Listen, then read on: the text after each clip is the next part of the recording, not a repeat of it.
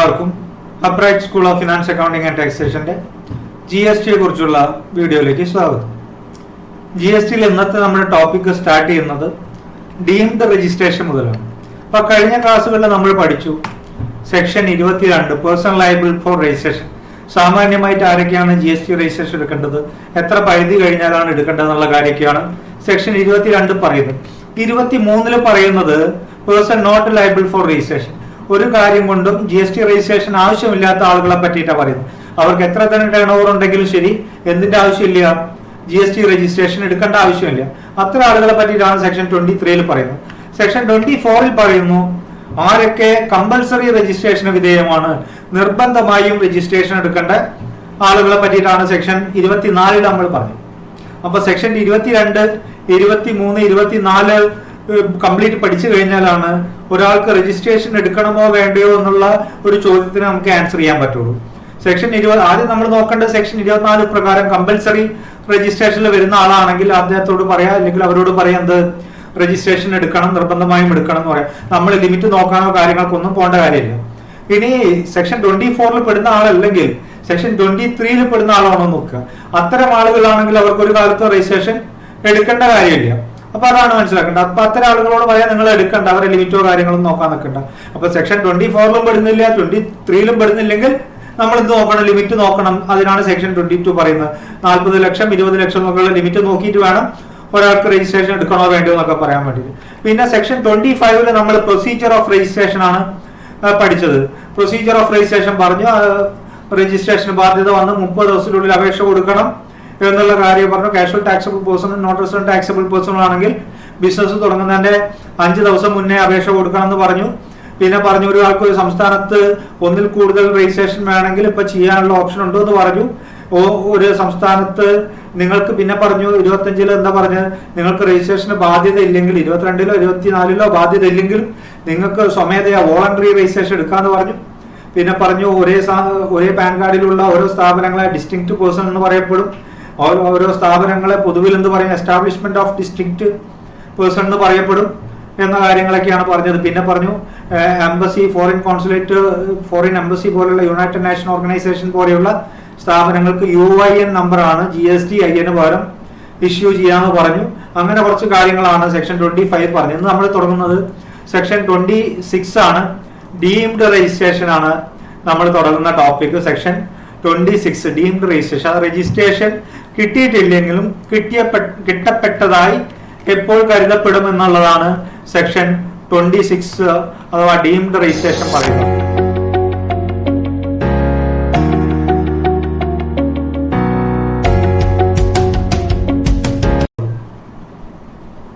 അപ്പൊ എപ്പോഴാണ് നമുക്ക് രജിസ്ട്രേഷൻ കിട്ടിയില്ല എന്നാലും കിട്ടിയതായി കരുതപ്പെടും എന്ന് പറയുന്നതാണ് നമ്മൾ നോക്കുന്നത്. അപ്പൊ സെക്ഷൻ 26 എന്താണ് പറയുന്നതെന്ന് നമുക്കൊന്ന് നോക്കാം. അപ്പൊ പറയുന്നത് നിങ്ങൾ GSTക്ക് അപേക്ഷിച്ചാൽ അത്ര പറയാം, അപേക്ഷിച്ച് കഴിഞ്ഞ് നിങ്ങളുടെ അപേക്ഷ പ്രിസ്ക്രൈബ്ഡ് ടൈമിനുള്ളിൽ റിജക്ട് ചെയ്തിട്ടില്ലെങ്കിൽ നിങ്ങൾക്ക് എന്ത് കിട്ടിയതായിട്ട് കരുതപ്പെടുന്ന പറയുന്നത്, രജിസ്ട്രേഷൻ കിട്ടിയതായി കരുതപ്പെടുന്ന പറയുന്നത്. കുറച്ചുകൂടി ഡീറ്റെയിൽ ആയിട്ട് പറഞ്ഞാൽ നമ്മൾ രജിസ്ട്രേഷൻ അപേക്ഷ കൊടുക്കുന്നതിനെ പറ്റിയിട്ട് റൂൾ 8 പറഞ്ഞു. നമ്മളൊരു അപേക്ഷ കൊടുത്തു കഴിഞ്ഞാൽ കൃത്യം 3 ദിവസത്തിന്റെ ഉള്ളിൽ നമുക്ക് എന്ത് കിട്ടണം, ഒന്നുമില്ലെങ്കിൽ രജിസ്ട്രേഷൻ കിട്ടണം, ഇല്ലെങ്കിൽ ഓഫീസർ നമ്മളെടുത്തുനിന്ന് ക്ലാരിഫിക്കേഷൻ ചോദിക്കണം. രണ്ടിലേതെങ്കിലും ഒരു കാര്യം 3 ദിവസത്തിനുള്ളിൽ ചെയ്യണം. സപ്പോസ് നിങ്ങളുടെ ഓഫീസർ നിങ്ങൾ അപേക്ഷ കൊടുത്തു, നിങ്ങളുടെ ഓഫീസർ 3 ദിവസത്തിന്റെ ഉള്ളിൽ നിങ്ങൾക്ക് രജിസ്ട്രേഷൻ തരുന്നില്ല, നിങ്ങളെടുത്ത് ക്ലാരിഫിക്കേഷനും ചോദിക്കുന്നില്ല.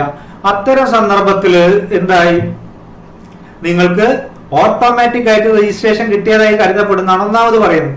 The grant of registration or unique identity number under state goods register unit territory shall be deemed to be grant of registration. അപ്പൊ IGST നിയമം എടുത്താൽ ഇവിടെ IGST എന്നും കൂടി ഉണ്ടാവും.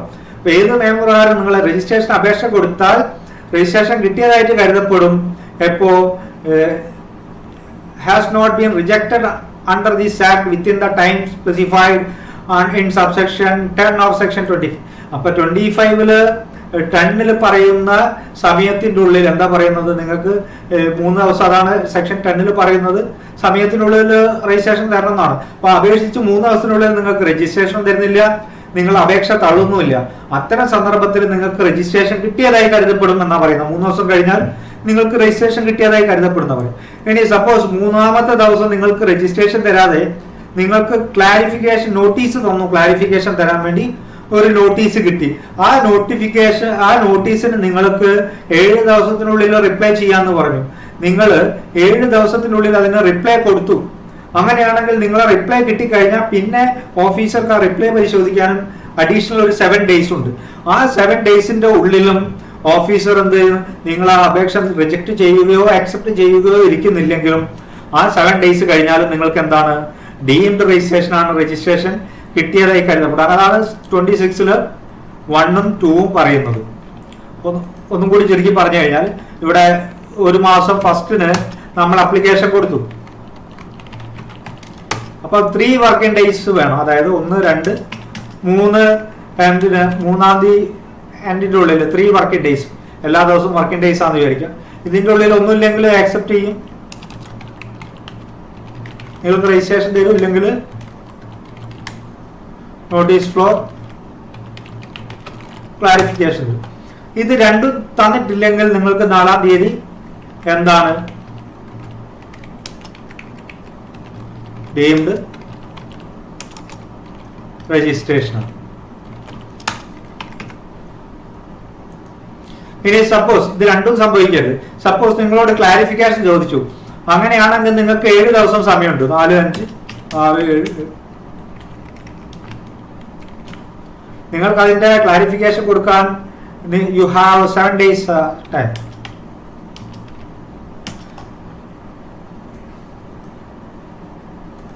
നിങ്ങൾക്ക് 10-ാം തീയതിക്കുള്ളിൽ അതിന്റെ ക്ലാരിഫിക്കേഷൻ കൊടുത്താൽ മതി. പക്ഷെ നിങ്ങൾ 10-ാം തീയതി വരെ വെയിറ്റ് ചെയ്യണമെന്നില്ല. സപ്പോസ് ഞാൻ 5-ാം തീയതി ഇതിന്റെ ക്ലാരിഫിക്കേഷൻ കൊടുത്തു. 5-ാം തീയതി ക്ലാരിഫിക്കേഷൻ കൊടുത്താൽ പിന്നെയുള്ള 7 ദിവസം 1, 2, 3, 4, 5, 6, 7 ഈ 7-ാം ദിവസത്തിനുള്ളിൽ ഐദർ എന്ത് ചെയ്യണം, നമുക്ക് രജിസ്ട്രേഷൻ തരണം, അല്ലെങ്കിൽ റിജക്ട് ചെയ്യാനുള്ള നോട്ടീസ് തരണം, എന്തെങ്കിലും റിപ്ലൈ തരണം. അപ്പൊ നമുക്ക് ഈ ക്ലാരിഫിക്കേഷൻ കൊടുത്ത് 7 ദിവസം കഴിഞ്ഞിട്ട് നിങ്ങൾക്ക് യാതൊരു റെസ്പോൺസും ഇല്ലെങ്കിൽ 13-ാമത്തെ ദിവസം എന്താണ്, ഡീംഡ് രജിസ്ട്രേഷൻ. അങ്ങനെ 2 സന്ദർഭത്തിലാണ് ഡീംഡ് രജിസ്ട്രേഷൻ വരിക. ആപ്ലിക്കേഷൻ കഴിഞ്ഞ് 3 ദിവസമായിട്ടും ഒരു അനക്കവും ഇല്ലെങ്കിൽ 4-ാമത്തെ ദിവസം നിങ്ങൾക്ക് ഡീംഡ് രജിസ്ട്രേഷൻ കിട്ടിയതായി കരുതപ്പെടും. ഇനി നിങ്ങളോട് ക്ലാരിഫിക്കേഷൻ ചോദിച്ചു, നിങ്ങൾ ക്ലാരിഫിക്കേഷൻ കൊടുത്തിട്ട് 7 ദിവസം കഴിഞ്ഞിട്ടും ഒരു റെസ്പോൺസും ഇല്ലെങ്കിൽ 8-ാമത്തെ ദിവസം എന്തായിട്ട് കണക്ക് കൂട്ടപ്പെടും, നിങ്ങൾക്ക് രജിസ്ട്രേഷൻ കിട്ടിയതായിട്ട് കരുതപ്പെടും, ഡീംഡ് രജിസ്ട്രേഷൻ ആയിട്ട് കരുതപ്പെടും. അതാണ് ഡീംഡ് രജിസ്ട്രേഷന്റെ സെക്ഷൻ ചർച്ച ചെയ്യുന്നത്. ഇനി section 27 special provisions relating to casual taxable person and non resident taxable person.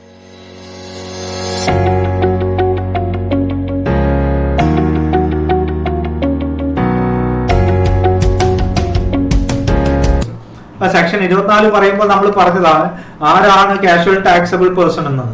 Casual taxable person എന്ന് പറഞ്ഞാൽ താൽക്കാലികമായി ബിസിനസ് ചെയ്തു പോണ ആളുകളെയാണ് കാഷ്വൽ ടാക്സബിൾ പേഴ്സൺ എന്ന് പറയുന്നത്.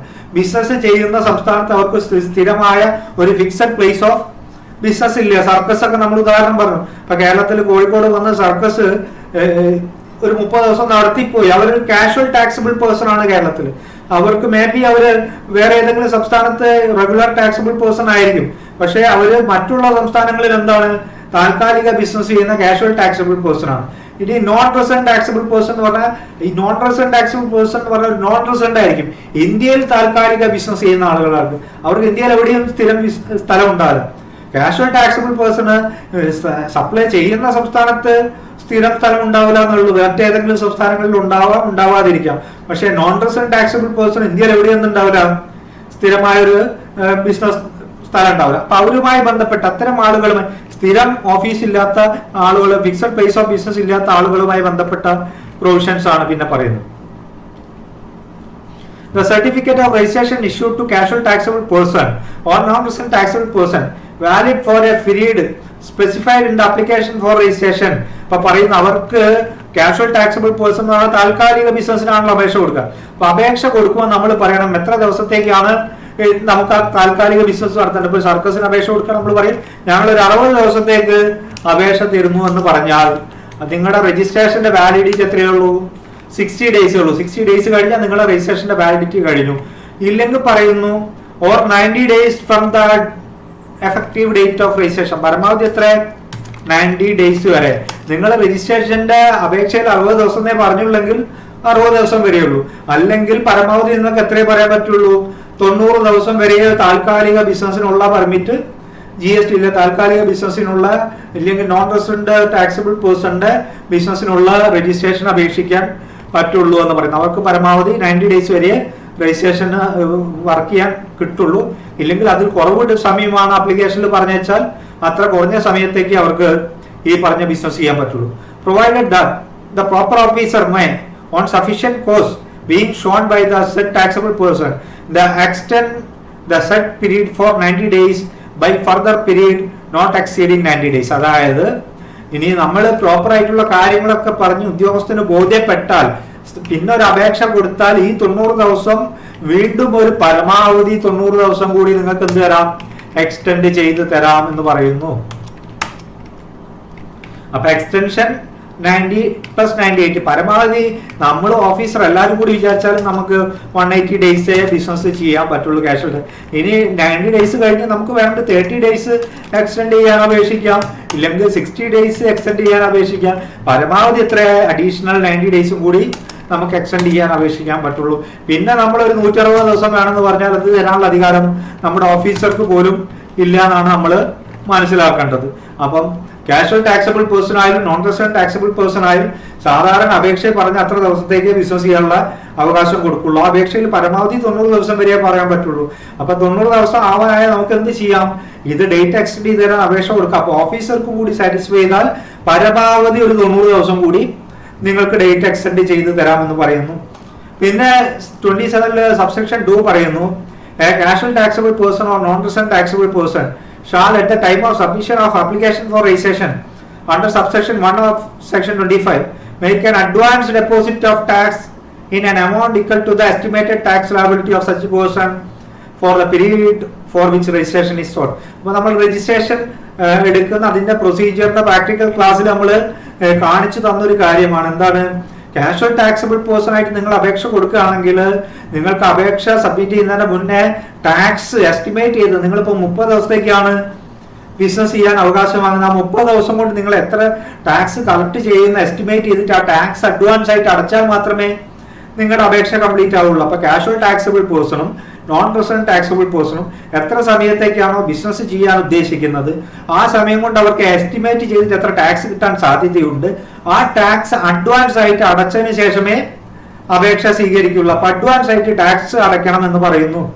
Provided that where any extension of the time is sought under subsection 1 such a taxable person shall deposit an additional amount of tax equivalent to the estimated tax liability of such a person for the period for which extension is sought. അപ്പോൾ പറയുന്നതാണ് ഇനി നമ്മൾ ഒരു registration 60 ദിവസത്തേക്ക് ഇല്ല 90 ദിവസത്തേക്ക് അപേക്ഷ കൊടുത്ത് രജിസ്ട്രേഷൻ കിട്ടി. അപ്പൊ നമുക്ക് തോന്നുകയാണ് ഒരു 90 ദിവസം കൂടി എക്സ്റ്റെൻഡ് ചെയ്യണം എന്ന് തോന്നി അതിന് അപേക്ഷ കൊടുത്ത് ഓഫീസർ സമ്മതിച്ചാൽ ആ രണ്ടാമത്തെ അപേക്ഷ കംപ്ലീറ്റ് ചെയ്യുന്നതിന് മുന്നേ നിങ്ങൾ എന്ത് ചെയ്യണം? അഡീഷണൽ ആയിട്ട് നിങ്ങൾ എത്ര ബിസിനസ് ചെയ്യുന്നോ അതിൻ്റെ അകത്ത് നിന്ന് എത്രത്തോളം ടാക്സ് കിട്ടാൻ സാധ്യതയുണ്ടോ അത് എസ്റ്റിമേറ്റ് ചെയ്ത് അതും അഡ്വാൻസ് ആയിട്ട് അടയ്ക്കണം. അപ്പൊ നമ്മൾ ആദ്യം രജിസ്ട്രേഷൻ എടുക്കുമ്പോഴും കിട്ടാനുള്ള ടാക്സ് എസ്റ്റിമേറ്റ് ചെയ്ത് അഡ്വാൻസ് ആയിട്ട് അടയ്ക്കണം. എക്സ്റ്റെൻഡ് ചെയ്യുന്ന സമയത്തും അപേക്ഷ കൊടുക്കുമ്പോഴും ആ എക്സ്റ്റൻഷൻ പീരീഡിൽ നമുക്ക് കിട്ടാൻ സാധ്യതയുള്ള ടാക്സ് എത്രയാണ് എസ്റ്റിമേറ്റ് ചെയ്തിട്ട് അതും അഡ്വാൻസ് ആയിട്ട് ഡെപ്പോസിറ്റ് ചെയ്യണം. ഈ രണ്ട് പ്രൊവിഷൻസ് ആണ് എന്തുള്ളത് കാഷ്വൽ ടാക്സബിൾ പേഴ്സണും നോൺ റെസിഡന്റ് ടാക്സബിൾ പേഴ്സണുമായിട്ട് ബന്ധപ്പെട്ട് പറയാനുള്ളത്. ഒന്നാമത് അപേക്ഷ കൊടുത്താൽ പരമാവധി 90 ദിവസത്തേക്കേ കിട്ടുള്ളൂ, ഇല്ലെങ്കിൽ 60 ദിവസത്തേക്ക് മതി എന്ന് പറഞ്ഞാൽ 60 ദിവസത്തേക്ക് കിട്ടുള്ളൂ. ഇനി 90 ദിവസം ഇല്ലെങ്കിൽ അപേക്ഷ സമർപ്പിച്ച സമയത്ത് വീണ്ടും ആ ഡേറ്റ് നീട്ടി കിട്ടണമെന്നുണ്ടെങ്കിൽ അപേക്ഷ കൊടുക്കാം. പരമാവധി നിങ്ങൾക്ക് 90 ദിവസം കൂടി നീട്ടി കിട്ടും. നിങ്ങൾക്ക് 30 ദിവസം നീട്ടി കിട്ടിയാൽ മതിയെങ്കിൽ അത് കൊടുക്കാം. പരമാവധി 90 ദിവസം വരെ കിട്ടുള്ളൂ. ഇനി നിങ്ങൾ കാഷ്വൽ ടാക്സബിൾ പേഴ്സന്റെയോ നോൺ റെസിഡന്റ് ടാക്സബിൾ പേഴ്സന്റെയോ രജിസ്ട്രേഷൻ അപേക്ഷ കൊടുക്കുമ്പോൾ ടാക്സ് അഡ്വാൻസ് ആയിട്ട് അടയ്ക്കണം. ഡേറ്റ് എക്സ്റ്റെൻഡ് ചെയ്യാൻ അപേക്ഷ കൊടുക്കുമ്പോഴും നിങ്ങൾ എന്ത് ചെയ്യണം? ആ സമയത്തേക്കുള്ള ടാക്സ് അഡ്വാൻസ് ആയിട്ട് അടയ്ക്കണം എന്നാണ് പറയുന്നതാണ് section 27 special provision related to casual taxable person non resident taxable പേഴ്സണെ പറ്റി പറയാനുള്ളത്. അടുത്ത സെക്ഷൻ 28 ആണ് amendment of registration.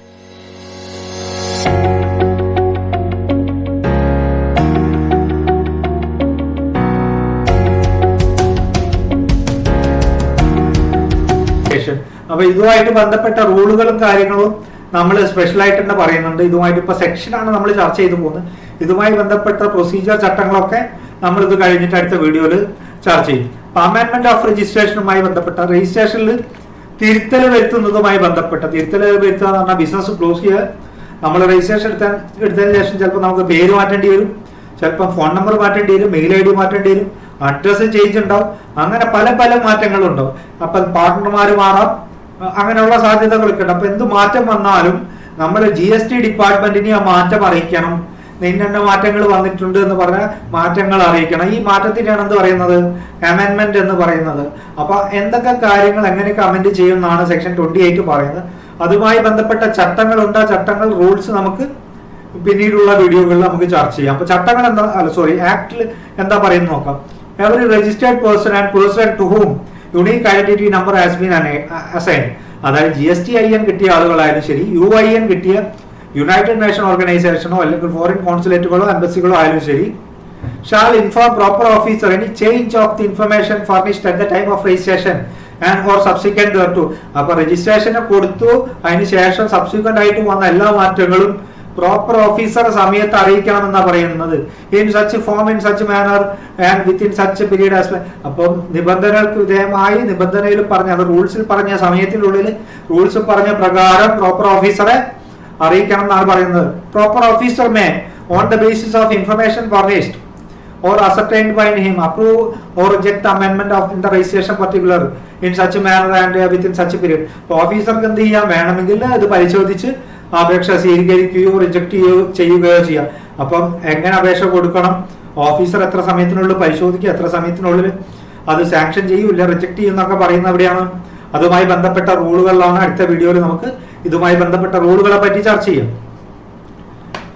Provided that approval of the proper officer shall not required in respect of amendment of such particulars as may be prescribed. ചില കാര്യങ്ങൾ മാറ്റാൻ ഓഫീസറെ അനുമതി വേണ്ട. ഉദാഹരണത്തിന് നമുക്ക് മൊബൈൽ നമ്പർ മാറ്റാം, ഇമെയിൽ ID മാറ്റാം, അതൊക്കെ നമ്മൾ ജസ്റ്റ് സൈറ്റിൽ കയറി മാറ്റിയാൽ മതി. അതിന് അപേക്ഷ കൊടുത്ത് ഓഫീസർ സാങ്ഷൻ ചെയ്യേണ്ട കാര്യമൊന്നുമില്ല. നമ്മൾ അപേക്ഷ കൊടുക്കുന്നതിന് core field non core field രണ്ട് തരത്തിലായി പിടിക്കും. അതിൽ നോൺ കോർ ഫീൽഡ് ആണ് നമുക്ക് സ്വയം ചെയ്യാം. കോർ ഫീൽഡ് ആണെങ്കിൽ മാത്രമാണ് കോർ ഫീൽഡിലുള്ള അമെൻമെന്റ്, പേര് മാറ്റുക, പാർട്ണർ മാറ്റുക, അഡ്രസ് മാറ്റുക തുടങ്ങിയ കാര്യങ്ങൾ വരുമ്പോഴാണ് നമ്മൾ ഓഫീസർക്ക് അപേക്ഷ കൊടുത്ത് സാങ്ഷൻ കിട്ടേണ്ട കാര്യം. നോൺ കോർ ഫീൽഡ് ആണ് നമുക്ക് സൈറ്റിൽ കയറി ജസ്റ്റ് അങ്ങ് മാറ്റി കൊടുക്കേണ്ട കാര്യമുള്ളൂ. ഇതുമായി ബന്ധപ്പെട്ട റൂൾസ് ഉണ്ട്, നമുക്ക് റൂൾ പഠിക്കുമ്പോൾ പറയാം.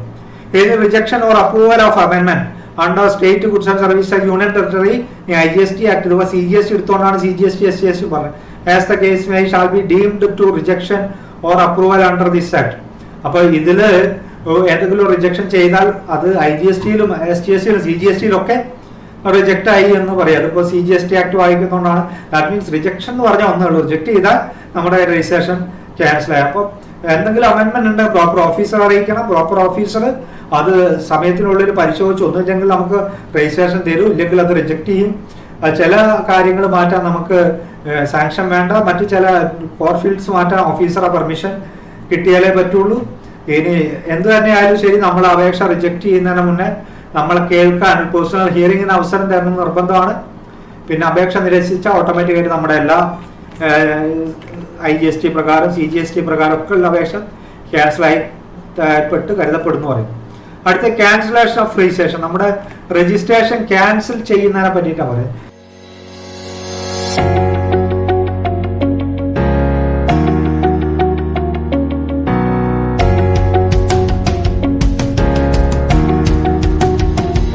ക്യാൻസലേഷൻ നമ്മൾ രജിസ്ട്രേഷൻ ഒഴിവാക്കും.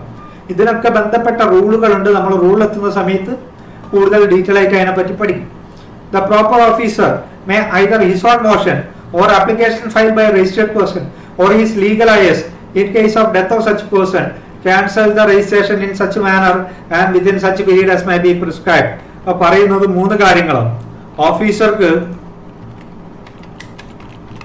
സ്വമേധയ സുവാമോട്ടോ അല്ലെങ്കിൽ ആപ്ലിക്കേഷൻ ബൈ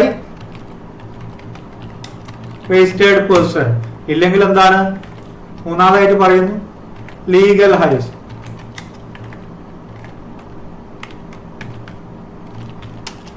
ഈ മൂന്നാളിൽ ആരപേക്ഷ കൊടുത്താലും ഓഫീസർക്ക് സ്വമേധയ അല്ലെങ്കിൽ രജിസ്റ്റേർഡ് പേഴ്സൺ തന്നെ അപേക്ഷ കൊടുക്കുക, ഇല്ലെങ്കിൽ അവരെ ലീഗലാണ്. ഓഫീസർ തെറ്റ് കണ്ടുപിടിച്ചാലാണ് സ്വമേധയെ ചെയ്യുക. ഇനി നമ്മൾ ക്ലോസ് ചെയ്യണമെന്ന് ചിന്തിച്ചാലാണ് നമ്മൾ അപ്ലിക്കേഷൻ കൊടുക്കുക. നമ്മൾക്ക് ഡെത്തോ കാര്യങ്ങളോ സംഭവിച്ചാലാണ് നമ്മളെ ലീഗൽ ഹയേഴ്സ് എന്ത് ചെയ്യുക, ക്യാൻസലേഷൻ അപേക്ഷ കൊടുക്കുക. എന്ത് തന്നെയായാലും സർക്കംസ്റ്റാൻസ് ഏതൊക്കെ സന്ദർഭത്തിൽ അപേക്ഷ കൊടുക്കേണ്ടത്? The business has been discontinued. ഒന്നാമത്തെ പറയുന്നത് എന്താണ്? ബിസിനസ് ഡിസ്കണ്ടിന്യൂ ചെയ്തു, അതായത് നിർത്തി. Or transferred fully from any reason including death of the proprietor amalgamation. ഇല്ലെങ്കിൽ എന്താ ചെയ്തത്?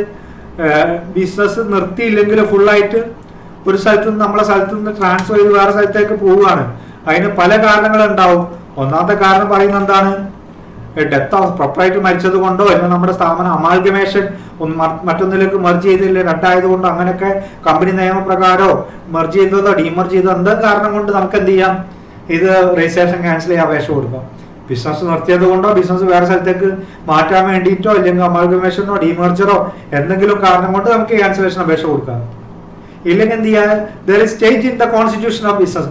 ഞാൻ എൻ്റെ പ്രൊപ്പറേറ്റർഷിപ്പ് ബിസിനസ് പാർട്ണർഷിപ്പ് ആക്കണം എന്ന് വിചാരിച്ചു. അപ്പോൾ പ്രൊപ്പറേറ്റർഷിപ്പ് ബിസിനസിന്റെ രജിസ്ട്രേഷൻ ക്യാൻസൽ ചെയ്ത് പാർട്ണർഷിപ്പിന് പുതിയത് എടുക്കാം. അപ്പം രണ്ടാമതൊന്ന് ബിസിനസ് നിർത്തിയാൽ, ബിസിനസ് മാറ്റിയാൽ, ഇല്ല ബിസിനസിന്റെ കോൺസ്റ്റിറ്റ്യൂഷൻ മാറ്റി, ഫേം മാറ്റി കമ്പനിയാക്കി, പ്രൊപ്പറേറ്റർഷിപ്പ് മാറ്റി ഫേമാക്കി, അങ്ങനെ കോൺസ്റ്റിറ്റ്യൂഷൻ ചേഞ്ച് ചെയ്താലും. ഇതിൽ മൂന്നാമത് പറയുന്നത് taxable person other than person registered under subsection 3 of section 25. നമ്മൾ സ്വമേധയാ എടുത്ത രജിസ്ട്രേഷൻ അല്ലെങ്കിൽ is no longer liable to be registered under section 22 or 24.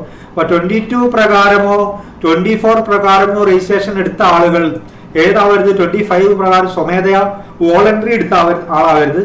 ഇത് പ്രകാരം ലിമിറ്റ് കഴിഞ്ഞിട്ടോ നിർബന്ധമായിട്ട് എടുക്കേണ്ട സ്ഥിതി കൊണ്ടോ എടുത്ത ആളുകൾക്ക് ഏതെങ്കിലും കാരണവശാൽ അവർ ലിമിറ്റ് താഴോട്ട് വരുമോ ഇല്ലെങ്കിൽ അവർക്ക് കമ്പൽസറി രജിസ്ട്രേഷന്റെ നിബന്ധനയ്ക്ക് പുറത്തേക്ക് വരുമോ ചെയ്താൽ അവർക്ക് എന്ത് ചെയ്യാം? അവർ രജിസ്ട്രേഷൻ ക്യാൻസൽ ചെയ്യണമെന്ന് പറഞ്ഞ അപേക്ഷ കൊടുക്കാം. അപ്പൊ രജിസ്ട്രേഷൻ ക്യാൻസൽ ചെയ്യാൻ അപേക്ഷ കൊടുക്കാനുള്ളത് 3 ആളുകളാണ്.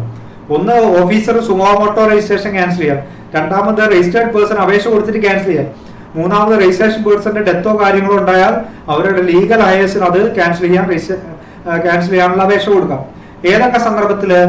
ആരായാലും ബിസിനസ് ഒന്നുമില്ല നിർത്തുന്ന സമയത്തിലും, ഇല്ല ബിസിനസ് ഫുള്ളി ട്രാൻസ്ഫർ ചെയ്യുന്ന സന്ദർഭത്തിൽ, ഇല്ല ബിസിനസിന്റെ കോൺസ്റ്റിറ്റ്യൂഷൻ മാറുന്ന സന്ദർഭത്തിൽ, ഇല്ല ബിസിനസ്സിൽ രജിസ്ട്രേഷൻ എടുക്കാനുള്ള ബാധ്യത ലിമിറ്റിന് താഴേക്ക് പോയത് കൊണ്ടോ കമ്പൽസറി രജിസ്ട്രേഷന്റെ പുറത്തേക്ക് പോയത് കൊണ്ടോ രജിസ്ട്രേഷൻ ക്യാൻസൽ ചെയ്യാൻ അപേക്ഷ കൊടുക്കാം. നമ്മൾ സ്വമേധയാ എടുത്ത രജിസ്ട്രേഷൻ ആണെങ്കിൽ അത് ലിമിറ്റിന് താഴേക്ക് പോയി വിചാരിച്ച് ക്യാൻസൽ ചെയ്യാൻ പറ്റില്ല എന്നാണ് പറയുന്നത്. അപ്പം 29 രണ്ടാമതായിട്ട് പറയുന്നു proper officer may cancel the registration of a person from such a date including retrospective date as he may deem fit. Officer cancel ചെയ്യുകയാണെങ്കിൽ എന്തെങ്കിലും തെറ്റൊക്കെ കണ്ടുപിടിച്ചിരിക്കും. അപ്പോൾ ആ കണ്ടുപിടിക്കുന്ന ഡേറ്റിലോ ഇല്ലെങ്കിൽ പണ്ട് മുതലേ മിസ്റ്റേക്ക് ഉണ്ടെന്ന് കണ്ടാൽ പണ്ടത്തെ ഒരു ഡേറ്റ് വെച്ചിട്ടോ വേണമെങ്കിൽ എന്ത് ചെയ്യാം? ഈ ഓഫീസർക്ക് രജിസ്ട്രേഷൻ ക്യാൻസൽ ചെയ്യാമെന്ന് പറയുന്നു. അപ്പൊ ഏതൊക്കെ സന്ദർഭത്തിലാണ് ഓഫീസർ സുവാമോട്ടോ രജിസ്ട്രേഷൻ ക്യാൻസൽ ചെയ്യാന്ന് പറയുന്നത്? A registered person has contravened such a provision of the act rule made thereunder as may be prescribed. അപ്പോൾ ഈ പറയുന്ന GST ആക്ടിനോ റൂളിനോ നിബന്ധനകൾക്ക് പരിധിക്ക് പുറത്തേക്ക് കോൺട്രവീൻ ചെയ്തുകൊണ്ട് എന്തെങ്കിലും ആക്ട് ചെയ്തു എന്ന് കണ്ടുപിടിച്ചാൽ ഓഫീസർക്ക് എന്ത് ചെയ്യാം? രജിസ്ട്രേഷൻ ക്യാൻസൽ ചെയ്യാം. A person paying tax under section 10 has not been furnished return for 3 consecutive period. അതായത് സെക്ഷൻ 10 പ്രകാരം കോമ്പോസിഷൻ രജിസ്ട്രേഷൻ എടുത്ത ഡീലർ ആണെങ്കിൽ 3 റിട്ടേൺ പീരീഡ്. ഇപ്പൊ അവർക്ക് റിട്ടേൺ എന്ന് പറഞ്ഞാൽ 3 മാസം കൂടുമ്പോൾ ടാക്സ് അടയ്ക്കാനേ ഉള്ളൂ. അപ്പൊ 3 മാസം കൂടുമ്പോൾ, അതായത് 9 മാസം തുടർച്ചയായിട്ട് അവര് ടാക്സ് അടച്ചിട്ടില്ലെങ്കിൽ ഓഫീസർക്ക് എന്ത് ചെയ്യാം? അവരെ രജിസ്ട്രേഷൻ ക്യാൻസൽ ചെയ്യാം. യാതൊരു ടാക്സ് അടയ്ക്കാന്ന് പറഞ്ഞാൽ ടാക്സ് അടയ്ക്കാനില്ല എന്ന് പറഞ്ഞിട്ടെങ്കിലും ഫയൽ ചെയ്യണം. 1 അടക്കമില്ലെങ്കിൽ 3 റിട്ടേൺ പീരീഡ്, അതായത് 3 അവർക്ക് 3 മാസം കൂടുതലാണ് ടാക്സ് അടയ്ക്കണം. അപ്പം 9 മാസം കിട്ടും. 9 മാസമായിട്ടും ഒരളക്കും ഇല്ല കോമ്പോസിഷൻ ഡീലർക്ക്, ഒരളക്കും ഇല്ലെങ്കിൽ ഓഫീസർക്ക് ക്യാൻസൽ ചെയ്യാം. പിന്നെ പറയുന്നു a registered person other than composition has not furnished return for a continuous period of 6 months. സാധാരണ രജിസ്ട്രേഷൻ എടുത്ത ഒരാൾ 6 മാസമായിട്ടും യാതൊരു റിട്ടേൺ ഫയൽ ചെയ്യുന്നില്ലെങ്കിൽ ഓഫീസർക്ക് എന്ത് ചെയ്യാം? രജിസ്ട്രേഷൻ ക്യാൻസൽ ചെയ്യാൻ കൊടുക്കാം. ഏറ്റവും 4ാമതായിട്ട് പറയുന്നു any person who has taken voluntary registration under subsection 3 of section 25 has not commenced business within 6 months from the date of registration. അതായത് സ്വമേധയാ രജിസ്ട്രേഷൻ എടുത്ത ഒരാള് രജിസ്ട്രേഷൻ എടുത്ത 6 മാസത്തിന്റെ ഉള്ളിൽ യാതൊരു ബിസിനസ്സും തുടങ്ങുന്നില്ലെങ്കിൽ ഓഫീസർക്ക് എന്ത് ചെയ്യാം? രജിസ്ട്രേഷൻ ക്യാൻസൽ ചെയ്യാം എന്ന് പറയുന്നു. പിന്നെ അവസാനമായിട്ട് അഞ്ചാമത്തെ പോയിന്റ് പറയുന്നു, registration has been obtained by means of fraud, wilful misstatement or suppression of fact. നമ്മൾ രജിസ്ട്രേഷൻ എടുത്തത് തന്നെ ഫ്രോഡ് കാണിച്ചിട്ടോ ഇല്ലെങ്കിൽ ഒരു ഫാക്ട് സപ്രസ് ചെയ്തിട്ടോ ഇല്ലെങ്കിൽ വിൽഫുൾ ആയിട്ട് ഒരു മിസ്സ്റ്റേറ്റ്മെന്റ് നടത്തിയിട്ടോ ആണ് നമ്മൾ രജിസ്ട്രേഷൻ എടുത്തതെന്ന് ഓഫീസർക്ക് മനസ്സിലായാലും രജിസ്ട്രേഷൻ ക്യാൻസൽ ചെയ്യാം. ഓഫീസർക്ക് രജിസ്ട്രേഷൻ ക്യാൻസൽ ചെയ്യാൻ 5 സന്ദർഭമാണുള്ളത്. ഒന്നാമത് നമ്മൾ GST ആക്ടിനോ റൂളിനോ വിരുദ്ധമായിട്ട് എന്താ പ്രവർത്തിച്ചാൽ ക്യാൻസൽ ചെയ്യാം. രണ്ടാമത് നമ്മളൊരു കോമ്പോസിഷൻ ഡീലർ ആണെങ്കിൽ തുടർച്ചയായിട്ട് 3 റിട്ടേൺ പീരീഡ്, അതായത് 9 മാസം റിട്ടേണോ അതിന്റെ കാര്യങ്ങളോ ഒന്നും ചെയ്തിട്ടില്ല ക്യാൻസൽ ചെയ്യാം. നമ്മളൊരു റെഗുലർ ഡീലർ ആണെങ്കിൽ 6 മാസം തുടർച്ചയായ റിട്ടേൺ കാര്യങ്ങൾ നമ്മൾ ഫയൽ ചെയ്തിട്ടില്ല ഓഫീസർക്ക് ക്യാൻസൽ ചെയ്യാം. നമ്മൾ സ്വമേധയാ രജിസ്ട്രേഷൻ എടുത്ത ആള് രജിസ്ട്രേഷൻ എടുത്തിട്ട് 6 മാസം കഴിഞ്ഞിട്ട് യാതൊരു ബിസിനസ്സും ചെയ്യുന്നില്ലെങ്കിലും അയാളുടെ രജിസ്ട്രേഷൻ ക്യാൻസൽ ചെയ്യാം. ഇനി നമുക്കൊരു രജിസ്ട്രേഷൻ കിട്ടി, ആ രജിസ്ട്രേഷൻ കിട്ടിയത് വല്ല ഫ്രോഡ് കാണിച്ചിട്ടോ അല്ലെങ്കിൽ ഫാക്ട് സപ്രസ് ചെയ്തിട്ടോ ഒക്കെ ആണെന്ന് ഓഫീസർക്ക് മനസ്സിലായാൽ എന്ത് ചെയ്യാം, ഓഫീസർക്ക് സുവമോട്ടോ രജിസ്ട്രേഷൻ ക്യാൻസൽ ചെയ്യാനുള്ള അധികാരമുണ്ട്. ഇനി 29 മൂന്നാമതായിട്ട് പറയുന്നു, the cancellation of registration under this section shall not affect the liability of the person to pay tax and other dues under this act or to discharge any obligation under this act or rule made there under for any period prior to the date of cancellation, whether or not such tax or the dues are determined before or after such a date of cancellation. ഒരു ഓഫീസറെ പിടിച്ചൊരു cancel ചെയ്തു എന്നുള്ള കാരണം കൊണ്ട് അതിന് മുന്നേ അടയ്ക്കാനുള്ള ടാക്സ് ഒന്നും അടയ്ക്കാൻ പാടില്ല എന്നില്ല. ഓഫീസർക്ക് ക്യാൻസൽ ചെയ്തിട്ട് വേണമെങ്കിൽ 10 ദിവസം കഴിഞ്ഞിട്ട് കണക്കൂട്ടാം എത്ര ടാക്സ് അടയ്ക്കാണ്ടെന്ന് നോട്ടീസ് കൊടുത്തിട്ട് പഴയ ടാക്സ് ഒക്കെ അടപ്പിക്കുക. അപ്പൊ ക്യാൻസൽ ചെയ്തത് എന്നുള്ള കാരണം കൊണ്ട് നിങ്ങൾക്ക് ക്യാൻസൽ ചെയ്യുന്നതിന് മുന്നേയുള്ള ടാക്സ് അടയ്ക്കണ്ട എന്നല്ല, അതിന്റെ ടാക്സ് നിങ്ങൾ അടച്ചേ പറ്റൂ. അത് ടാക്സ് അടയ്ക്കേണ്ട നോട്ടീസ് ആണെങ്കിൽ ക്യാൻസലേഷന്റെ കൂടെ കൊടുക്കാം, ഇല്ലെങ്കിൽ ക്യാൻസൽ ചെയ്തിട്ട് ഓഫീസർ കുറച്ച് ദിവസം കഴിഞ്ഞ് കാൽക്കുലേറ്റ് ചെയ്തിട്ട് നോട്ടീസ് കൊടുക്കാം. അങ്ങനെ എന്തായാലും ക്യാൻസൽ ചെയ്താലും അടയ്ക്കാനുള്ള ടാക്സ് നമ്മൾ കറക്റ്റ് അടച്ചു പോകണം എന്നാണ് പറയുന്നത്. 4ാമതായിട്ട് പറയുന്നു, castle of registration of this act. ഇപ്പോൾ പറയുന്നു CGST ആക്ട് പ്രകാരം ക്യാൻസലേഷൻ കിട്ടിയ SGST IGST ഒക്കെ ഇപ്പൊ ക്യാൻസലേഷൻ ഒന്നേ ഉള്ളൂ. നമ്മൾ ഡീംഡ് രജിസ്ട്രേഷൻ പറഞ്ഞ മാതിരി തന്നെ ക്യാൻസൽ ചെയ്താൽ മൊത്തം ക്യാൻസലേഷൻ. 5ാമതായിട്ട് പറയുന്നത്, ഒരു person registered registration is cancelled shall pay an amount by of debit in the electronic credit ledger or cash ledger equivalent to the credit of input tax in respect of input held in stock and input contained semi-finished goods held in stock or capital goods or plant and machinery on the date immediately preceding the date of such cancellation or output tax payable on such goods whichever is higher calculated in such manner as may be prescribed. പറയുന്നത് എന്താ വെച്ചാൽ cancel ചെയ്യുന്ന സമയത്ത് നമ്മളടുത്ത് എത്ര stock ഉണ്ടോ ഈ stock ഒക്കെ നമ്മൾ ഇൻപുട്ട് എടുത്തിട്ട് വാങ്ങിച്ച സാധനങ്ങളായിരിക്കും, അത് വിൽക്കാതെ കിടക്കുകയാണ്. അപ്പോൾ ആ ഇൻപുട്ട് അത് വിൽക്കാനുള്ളതായാലും ശരി, ക്യാപിറ്റൽ ഗുഡ്സ് ആയാലും ശരി, അത് റോ മെറ്റീരിയൽ ആയാലും ശരി, സെമി ഫിനിഷ്ഡ് ഗുഡ്സ് ആയാലും ശരി, ഫിനിഷ്ഡ് ഗുഡ്സ് ആയാലും ശരി, എത്രയാണോ സ്റ്റോക്കുള്ള ആ സ്റ്റോക്കിനുള്ള ഇൻപുട്ട് നമ്മൾ അന്ന് എത്രയാണോ എടുത്തത് അതോ ഇല്ലെങ്കിൽ ഈ സ്റ്റോക്ക് വിറ്റിട്ട് നിങ്ങൾ അടയ്ക്കേണ്ടിയിരുന്ന ടാക്സ് അതോ രണ്ടിലേതാണോ കൂടുതൽ അത് റൂള് പറഞ്ഞ പ്രകാരം കാൽക്കുലേറ്റ് ചെയ്ത് നിങ്ങൾ ക്യാൻസലേഷൻ്റെ സമയത്ത് അടച്ചു കൊടുക്കണം. നിങ്ങളുടെ ക്യാൻസലേഷൻ കംപ്ലീറ്റ് ആവുന്നത്. ദാറ്റ് മീൻസ് നിങ്ങളുടെ അടുത്ത് സ്റ്റോക്ക് ഉണ്ടെങ്കിൽ ആ സ്റ്റോക്കിന് പണ്ടെടുത്ത് ഇൻപുട്ടൊക്കെ തിരിച്ചു കൊടുത്താലേ നിങ്ങൾക്ക് എന്തോ കിട്ടുള്ളൂ, ക്യാൻസലേഷൻ കംപ്ലീറ്റ് ആവുള്ളൂ എന്നാണ് പറയുന്നത്. Provided that in case of capital goods or plant and machinery, the taxable person shall pay an amount equal to the input tax credit taken on the said capital goods or plant and machinery, reduced by such a percentage point as may be prescribed in the tax on the transaction value of such capital goods and plant and machinery under section 15 whichever is higher.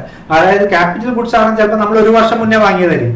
ഒരു truck transporting goods കൊണ്ടുള്ള വണ്ടി 1 വർഷം മുന്നേ വാങ്ങി നമ്മൾ അന്ന് input complete എടുത്തു. പക്ഷെ 1 വർഷം കൊണ്ട് നമ്മൾ രജിസ്ട്രേഷൻ ക്യാൻസൽ ചെയ്താൽ ആ 1 വർഷത്തിലേക്കുള്ള ഇൻപുട്ട് എടുത്ത് 1 വർഷത്തിന് ശേഷം എത്ര ആ ട്രക്കിന്റെ ഇൻപുട്ട് പെൻഡിങ് ഉണ്ടോ അത് തിരിച്ചു കൊടുക്കണം എന്നാണ് പറയുന്നത്. അത് കണക്ക് കൂട്ടാൻ റൂളില് മെത്തേഡ് ഉണ്ട്. സാധാരണ ക്യാപിറ്റൽ ഗുഡ്സ് വാങ്ങിയാൽ അതിന് 60 മാസമെങ്കിലും നിങ്ങൾ ഉപയോഗിക്കണം. അത്ര പീരീഡ് ആയിട്ട് നിങ്ങൾക്ക് ഇൻപുട്ട് കിട്ടുള്ളൂ. ഓരോ പീരീഡിലും എന്താണ് പറയാ 5% പെർസെൻറ്റേജ് പോയിന്റ് വെച്ചിട്ടാണ് നിങ്ങൾക്ക് ഇൻപുട്ട് കിട്ടുക. അത് എത്ര കാലം നമ്മൾ ഉപയോഗിച്ചോ അത്ര സമയത്തേക്കുള്ള പ്രൊപ്പോർഷനേറ്റ് ഇൻപുട്ട് എടുക്കാം. അതിന്റെ പെൻഡിങ് ലൈഫ് റൂള് പ്രകാരം കാൽക്കുലേറ്റ് ചെയ്തതിന്റെ ഇൻപുട്ട് നിങ്ങൾ രജിസ്ട്രേഷൻ ക്യാൻസൽ ചെയ്യുമ്പോൾ തിരിച്ചു കൊടുക്കണം. അത് നമ്മൾ എന്തൊക്കെ തിരിച്ചു കൊടുക്കണം? Raw material, finished goods, work in progress അതൊക്കെ തിരിച്ചു കൊടുക്കണം. ക്യാപിറ്റൽ അസറ്റ് വാങ്ങിയിട്ടുണ്ടെങ്കിൽ ഉപയോഗിച്ച കാലത്തേക്കുള്ള ഡിപ്രീസിയേഷൻ റൂള് പ്രകാരം കാൽക്കുലേറ്റ് ചെയ്ത് ബാക്കി ബാക്കി ഇൻപുട്ട് നിങ്ങൾ തിരിച്ചു കൊടുക്കണം. അതാണ് സെക്ഷൻ 29 പറയുന്നത് cancellation of registration. Section 30 revocation of cancellation of registration. Officer suo motu നമ്മളെ പിടിച്ച് ക്യാൻസൽ ചെയ്ത് കഴിഞ്ഞാൽ നമുക്ക് എന്ത് കൊടുക്കാം? ആ ക്യാൻസലേഷൻ പുനഃസ്ഥാപിക്കാൻ വേണ്ടി അപേക്ഷ കൊടുക്കാം. അതിനാണ് പറയുന്നത് റിവോക്കേഷൻ ഓഫ് ക്യാൻസൽ.